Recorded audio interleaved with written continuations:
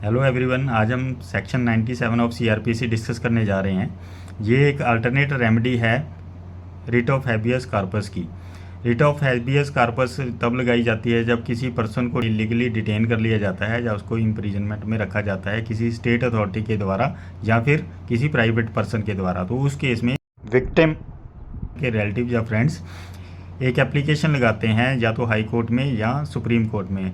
हमारे कॉन्स्टिट्यूशन ने आर्टिकल 32 में सुप्रीम कोर्ट को अथोराइज़ किया हुआ है और आर्टिकल 226 में हाई कोर्ट को अथोराइज़ किया हुआ है रिट्स इशू करने के लिए। तो पहले ये रिट्स केवल स्टेट अथॉरिटी के अगेंस्ट ही इशू करी जाती थी, लेकिन अभी रिसेंट में देखा गया है कि ये रिट्स प्राइवेट पर्सन के अगेंस्ट भी इन्वोक करवाई जा रही हैं। Meaning of writ of habeas corpus is to have a body of, ताकि उस पर्सन जिसको डिटेन किया गया है कोर्ट ऑर्डर करता है अथॉरिटीज़ को, उसकी बॉडी को प्रेजेंट किया जाए कोर्ट के सामने।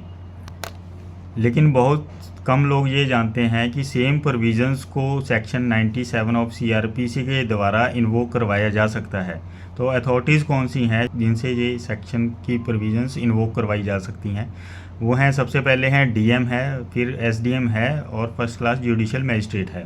इन तीनों में से किसी के पास जाके भी अगर कोई रिलेटिव या फ्रेंड उस पर्सन का जिसको डिटेन किया गया है जाके एप्लीकेशन लगाता है तो इनके पास पावर्स हैं सर्च वारंट इशू करने की। कंसर्न्ड पुलिस अथॉरिटीज़ को सर्च वारंट इशू किया जाता है और वो पुलिस अथॉरिटीज़ उस ऑर्डर को लेके जिस पर्सन की एक कंप्लेंट करी होती है विक्टिम के रिलेटिव्स ने, उसके पास जाएंगे और वहाँ से उस पर्सन की विक्टिम के रिलेटिव की बॉडी को ऑब्टेन करेंगे।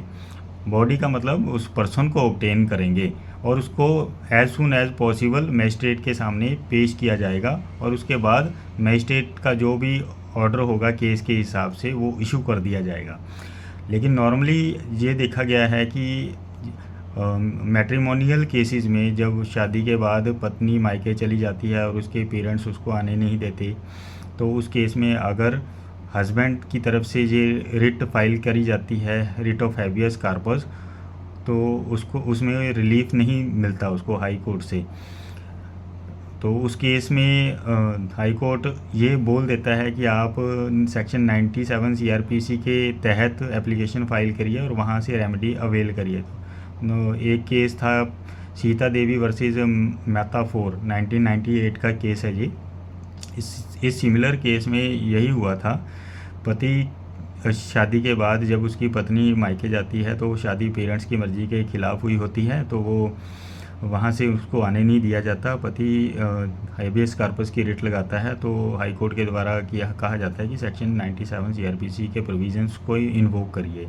तो नॉर्मली ये देखा गया है कि ऐसे केसेस में मैट्रिमोनियल केसेस में कोर्ट ये डायरेक्ट कर देता है कि रेस्टिट्यूशन ऑफ कंज्यूगल राइट्स की application under Hindu marriage act लगाइए और वहीं से अपना रिलीफ प्राप्त कीजिए। लेकिन कई केसेस ऐसे हुए हैं, जैसे चिल्ड्रन की कस्टडी का केस था एक, उसमें कोर्ट ने अलाउ कर दिया था मदर को। हालांकि उसमें अपोजिट पार्टी गार्डियंस एक्ट का रेफरेंस देके उस एप्लीकेशन को डिसमिस करवाना चाहती थी, लेकिन फिर भी कोर्ट ने कहा कि इस स्टेज पे सिर्फ इस ग्राउंड पे इस हैबियस कॉर्पस की रिट को डिनाई नहीं किया जा सकता कि मदर के पास अदर ऑप्शंस भी थे जिसके द्वारा वो इन चिल्ड्रन की कस्टडी ले सकती थी। लेकिन अगर वो ऑप्शंस उसने मदर ने इन्वोक नहीं किए हैं और वो उसने ये ऑप्ट किया है ऑप्शन हैबियस कॉर्पस का, तो उसको ये रिलीफ दिया जाएगा। तो नॉर्मल केसेस में हैबियस कॉर्पस में रिलीफ मिल जाता है, लेकिन मैट्रिमोनियल केसेस में हमें 97 सेक्शन ऑफ सीआरपीसी इन्वोक करवाना पड़ता है और उसी के तहत हस्बैंड नॉर्मली अपनी पत्नी की कस्टडी ले सकता है। धन्यवाद।